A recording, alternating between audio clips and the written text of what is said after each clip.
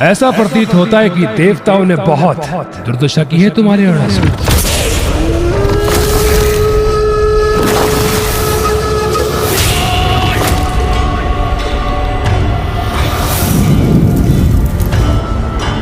उन तुच्छ देवताओं में इतना सामर्थ्य कहां? उन्होंने नहीं, मैंने की है उनकी दुर्दशा। देखो दुर्गमासुर, देखो देखो दुर्गमासुर, देखो।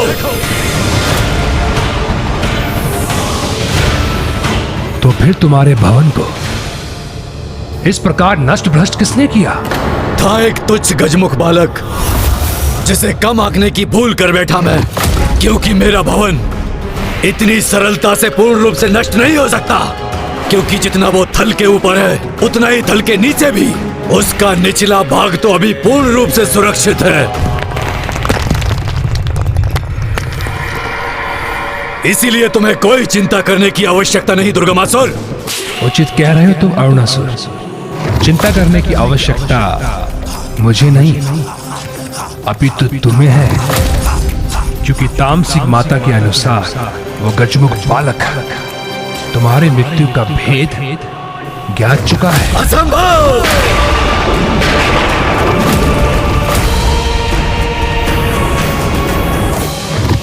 अरुणासुर, बहुत कपटी होते हैं देवता, इनका तनिक भी विश्वास करना अनुचित है। असुरों का भेद ज्ञात करने के लिए कैसी भी कपट योजना की रचना कर सकते हैं और इसके लिए कुछ भी कर सकते हैं। यहां तक कि वर्तमान से अतीत में यात्रा भी कर सकते हैं और ये ज्ञात कर सकते हैं तुम्हारी मृत्यु एकमात्र 6 पांव वाले कीट के द्वारा ही हो सकती है, जिसका स्वर ब्रह्मनाद के समान गूंजता हो। इससे कैसे ज्ञात हुआ मेरा रहस्य? अर्थात सत्य कह रहा है ये, मेरे वध का भेद उजागर हो गया। इसलिए तुम्हें सावधान करने आया हूं मैं। तुम्हारे पास बस 2 ही अवस्था है, या तो भीषण युद्ध के लिए तैयार हो जाओ, अपितु अपने निर्मम वध के लिए।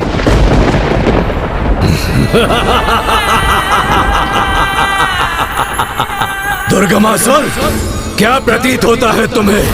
ऐसा वरदान क्यों मांगा मैंने ब्रह्मदेव से? इतना विशालकाय शक्तिशाली असुर होकर भी अपने वध के कारण स्वरूप एक तुच्छ और साधारण सी कीट का चुनाव क्यों किया मैंने? कितना भी प्रयास कर ले ये तुच्छ सी कीट मुझे कोई क्षति नहीं पहुंचा सकती, वो भी एक मादा कीट जिसके लिए उड़ान भरना भी कठिन है। वो मुझे क्या क्षति पहुंचाएगी? यदि वो मुझ तक पहुंच भी गई तो मुझे अपने गुंजन से अपने आगमन की सूचना दे देगी। तब मैं तो क्या, मेरी एक तुच्छ सी छिपकली उसे निगलकर अपना आहार बना लेगी। इसलिए मुझे तुच्छ सी कीट से भयभीत करने का प्रयास मत करो, चले जाओ यहाँ से। उचित है, तुम्हारी जैसी इच्छा, किंतु तुम्हें एक अंतिम सुझाव देना चाहूंगा। अपने इस महल की सुरक्षा कड़ी कर लो, किंतु माता आदि शक्ति तुम पर किस प्रकार आक्रमण करेगी, इसका आकलन लगाना बहुत ही मुश्किल है।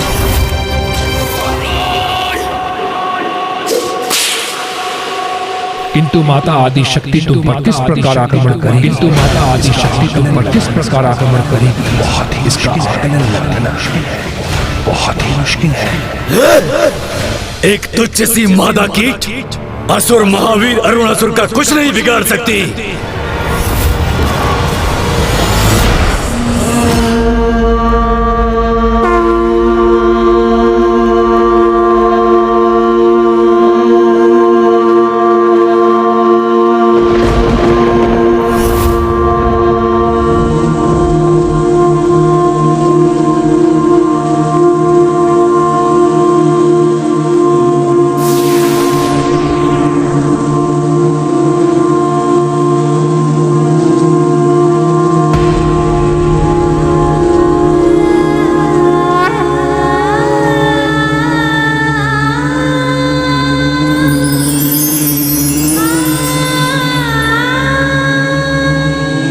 जिन कीटों को वो असुर तुच्छ समझता है, आज वही कीट उस दुष्ट के संहार का कारण बनेंगे।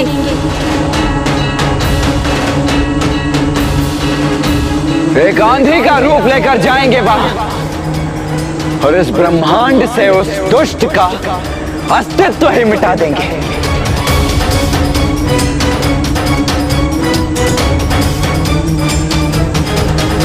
या देवी सर्वभूतेषु मारूपेण संस्थिता। तुम्हारे जीवन की उल्टी गिनती आरंभ हो गई अरुणासुर। आज तुम्हें यह ज्ञात होगा कि किसी की तुच्छता का आधार उसका आकार नहीं, उसका आचरण होता है।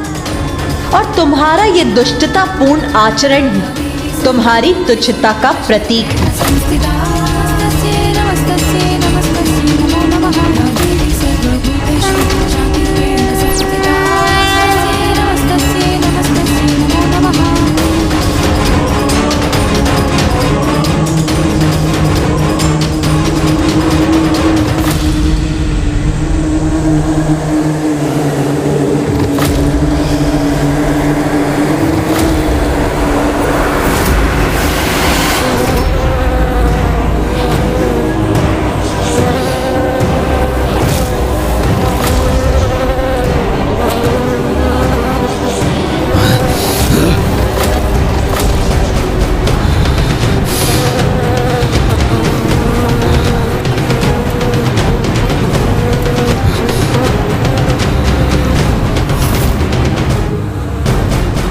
जब कोई कीट यहाँ पर है ही नहीं, तो उनसे उत्पन्न ये ध्वनि कहाँ से आ रही है?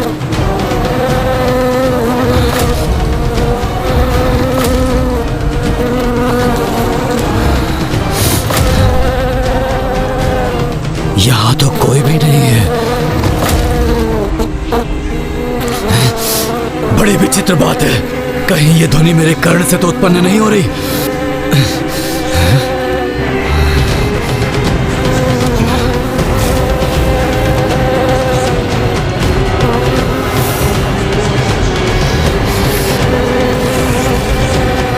ए प्रहरी, तुम्हें ये भिनभिनाहट सुनाई दे रही है? नहीं।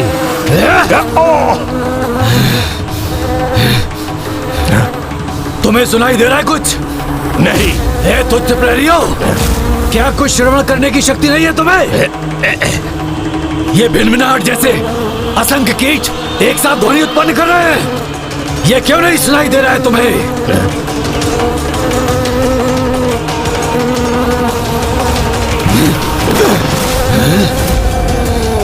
क्योंकि यह भिनभिनाहट नहीं, तुम्हारी मृत्यु के आगमन का स्वर है अरुणासुर। अब जितनी भी श्वास शेष है तुम्हारे जीवन में, उसका आनंद ले लो तुम। शांत हो जाओ, शांत हो जाओ तुम कीट के समान तुच्छ देवता मेरे समक्ष भिनभिनाने योग्य नहीं। हमें तो तुम शांत करा भी लोगे अरुणासुर, किंतु अपने काल की इस ध्वनि को शांत कैसे कराओगे तुम? बस बहुत हो चुका, शांत हो जाओ तुम, अन्यथा निगल जाऊंगा तुम्हें। और स्मरण रखो, मेरी मृत्यु असंभव है, क्योंकि एकमात्र ब्रह्मनाथ का स्वर उत्पन्न करने वाली ब्रह्मणी ही मेरा वध कर सकती है। किंतु विडंबना तो यह है, ऐसी कोई तुच्छ ब्रह्मणी मेरे निकट आए, इससे पूर्व मेरे तुच्छ छिपकली सैनिक के उदर में समा जाती है। भ्रमर मात्र मेरे तुच्छ सैनिकों का आहार बन सकते हैं, मेरी मृत्यु का नहीं। और वैसे भी मैंने अपनी भवन की सुरक्षा इतनी कड़ी कर दी है कि यहाँ प्रवेश अथवा बाहर जाना दोनों ही असंभव है। और हाँ, यदि कोई कीट सेना यहाँ पर आ भी गई, तो मेरे असंख्य सैनिक उन कीट पतंगों को निगलकर उन्हें नष्ट कर देंगे।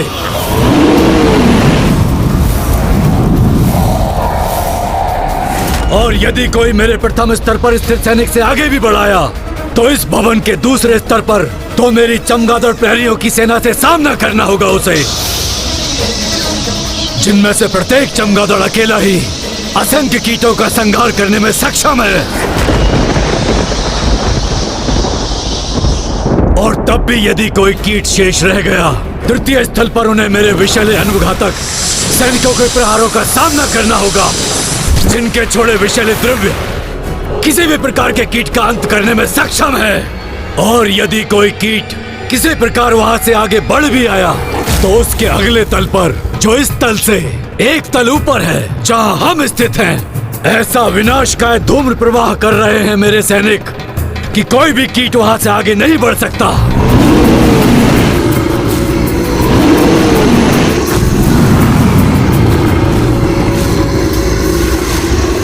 अब कहो, मेरी इतनी कड़ी सुरक्षा को भेद कर कैसे कोई तुच्छ कीट मेरा वध करने मुझ तक पहुंच सकेगा? और यदि किसी प्रकार वो मुझ तक पहुंच भी गया तो मैं उसे अपनी जीवा के एक ही बार से निगल कर उसे अपना आहार बना लूंगा और अंत करूंगा उसका।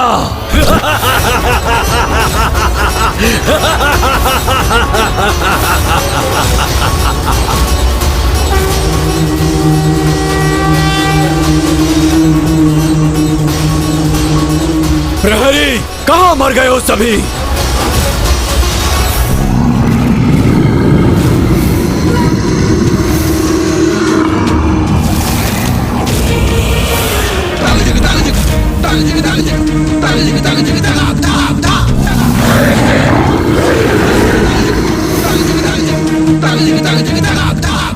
इसीलिए तुच्छ देवताओं, यदि किसी कीट ने भी मेरे सुरक्षा घेरे को पार करने का दुस्साहस किया तो उसका अंत निश्चित है। इसीलिए मैं प्रतीक्षा कर रहा हूँ कि कब तुम्हारी देवी आदि शक्ति तुम्हारी रक्षा के लिए आए और मेरे सुरक्षा जाल के मकर जाल में उलझ कर रह जाए।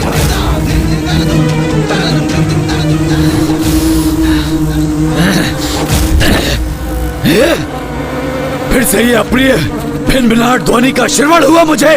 ध्यान से सुनो और देखो अरुणासुर, कहीं ये माता के आगमन का ही संकेत तो नहीं, क्योंकि वो यहां अवश्य पहुंचेंगी और जब ऐसा होगा तो निरर्थक हो जाएंगे तुम्हारे ये दम भरे वचन और अंत होगा तुम्हारा, अंत होगा तुम्हारा, अंत होगा तुम्हारा।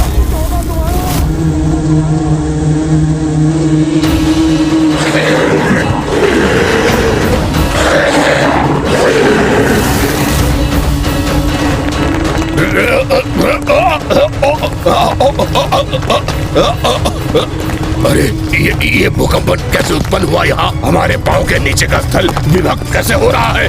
क्या हो रहा है ये?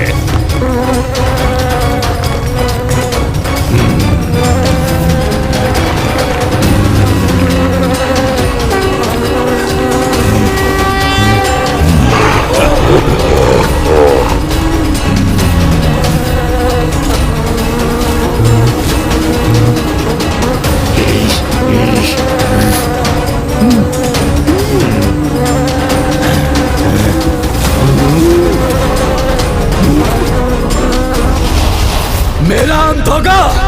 कोई नहीं कर सकता मेरा अंत। एक तुच्छ कीट तो कदापि नहीं। मैं सर्वशक्तिशाली विशालकाय असुर, तुम्हारे रक्षक अथवा तुम्हारी भिनभिनाहट से कदापि विचलित नहीं होऊंगा मैं। कोई आवश्यकता नहीं है मुझे ध्यान देने की। यदि है किसी में इतना साहस तो मेरे सुरक्षा घेरे को पार कर मुझ तक पहुंच कर दिखाए।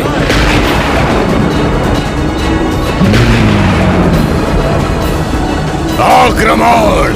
नष्ट कर दो इन्हें। असुर महानायक अरुणासुर की जय! असुर महानायक अरुणासुर की जय!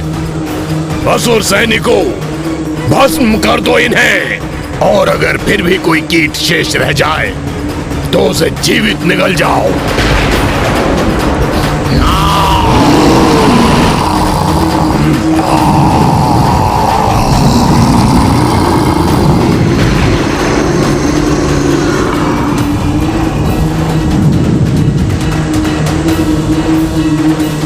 अरे रुक क्यों गए?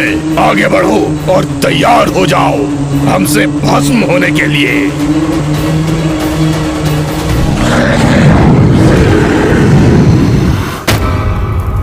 माता, मेरे दो महाशत्रुओं दुष्ट असुर अरुणासुर और आपकी प्रिय देवी आदि शक्ति का परस्पर युद्ध होने जा रहा है और आज इन दोनों में से किसी एक का इस युद्ध में अंत तो निश्चित है। इसलिए माता, मुझे आप ऐसी दिव्य दृष्टि प्रदान करें जिससे मैं इस युद्ध का आनंद उठा सकूं और स्वयं अपने नेत्रों से इसका परिणाम भी देख सकूं। प्रथम बार कुछ अच्छा मांगा है तूने मुझसे। मैं तो चाहती हूं कि तू स्वयं अपने नेत्रों से वो भयंकर दृश्य देख ले, जिससे तुझे ज्ञात हो जाए कि भविष्य में कैसी दुर्दशा होने वाली है तेरी।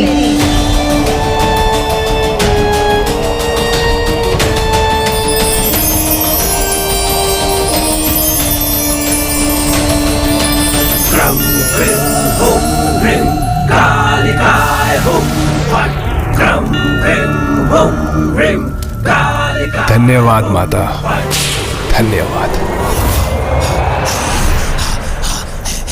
माता। किंतु स्मरण रहे, मेरी कोई भी दुर्दशा नहीं कर सकता।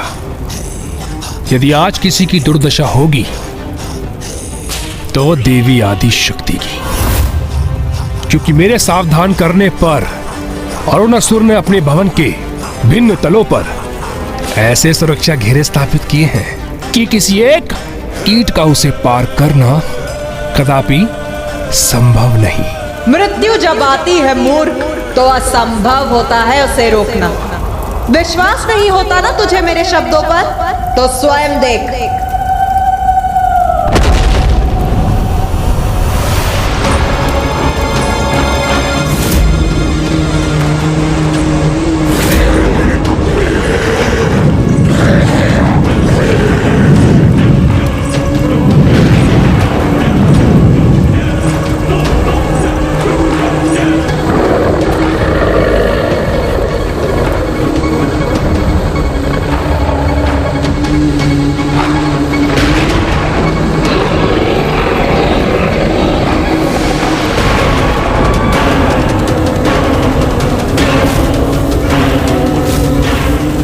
ये क्या? ऐसा प्रतीत हो रहा है जैसे वो भ्रमरी और उसकी भ्रमित सेना अरुणासुर के असुरों पर भारी पड़ रही हो। ये भ्रमर कीट कैसे भी भयंकर मेघ उत्पन्न करते हैं, किंतु हम अभी अपने अग्नि प्रहार से इन्हें भस्म कर देंगे। अग्नि प्रहार करो।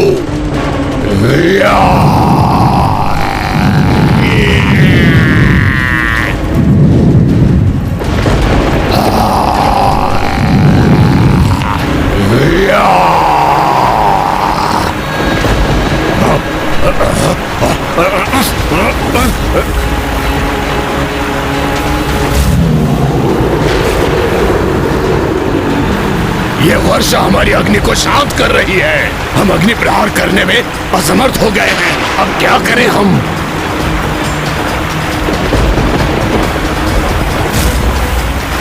ये भ्रमर कीट सेना हम पर आक्रमण करने जा रही है। अब कैसे होगी हमारी रक्षा?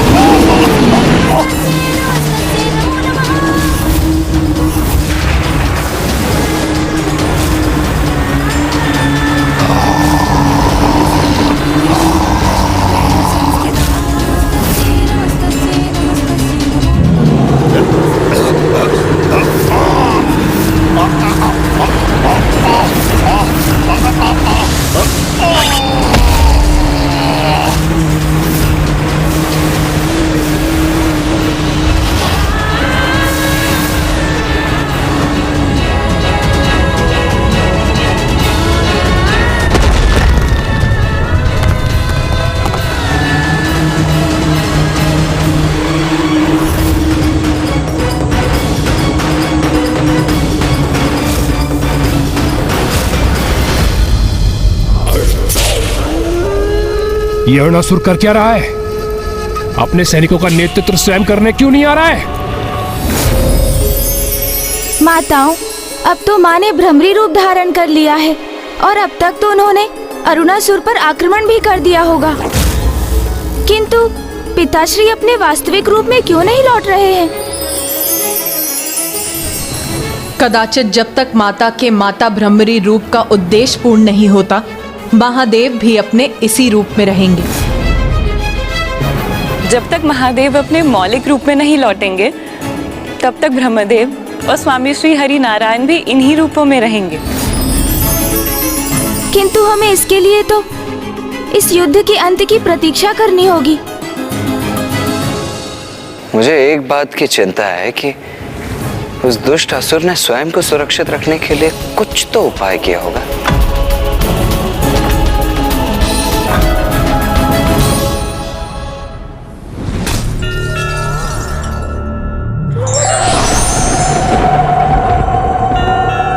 प्रणाम माता। प्रणाम मां। कल्याण।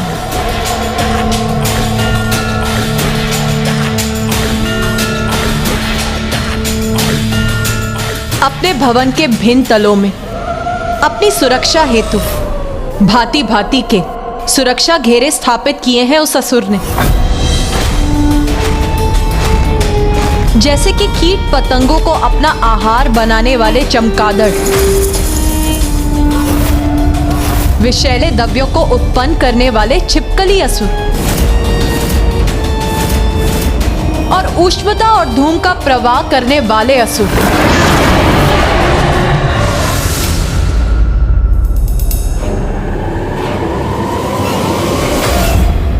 कुछ करने की कोई आवश्यकता नहीं मुझे, सर्वशक्तिशाली अरुणासुर को।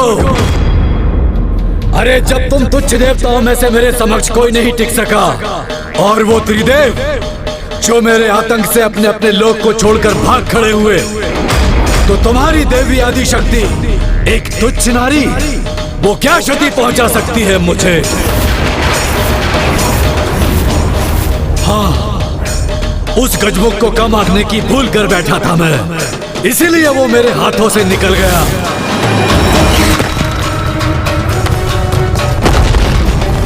किंतु वो पुनः मेरे समक्ष आया तो कदापि शेष नहीं रहेगा वो।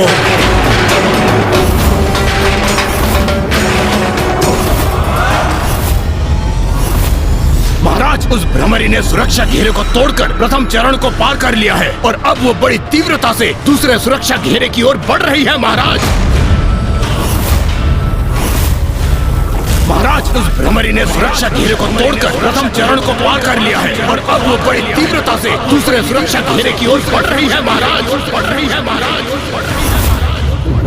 जब बुद्धि कार्य करना बंद कर दे तो हमें ईश्वर की शरण में जाना चाहिए, अन्यथा अविवेकी मन सदा अनाचार और अधर्म करने के लिए ही प्रेरित करता रहेगा।